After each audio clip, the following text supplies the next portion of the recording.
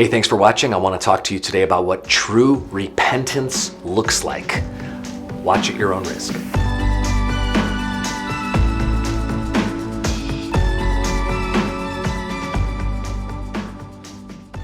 God says in Joel 2:13, "Rend your heart, not your garment."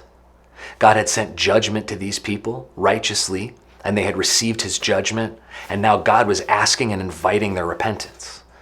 And in the ancient world, what people would do when they were repenting or sad or down is they would rub dirt on their head and they would rip their shirt. The problem was that God didn't want them to rip their shirt. God wanted them to rip their heart. He didn't want them to do what looks like repentance. He wanted them to do what was repentance.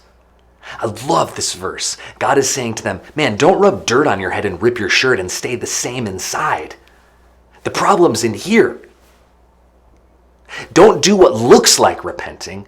Do what is repenting. God was inviting them into the miraculous nature of true repentance. He was saying, don't just rip your shirt, rub dirt on your head and be like, I'm so sorry, God, but not actually mean it in your heart.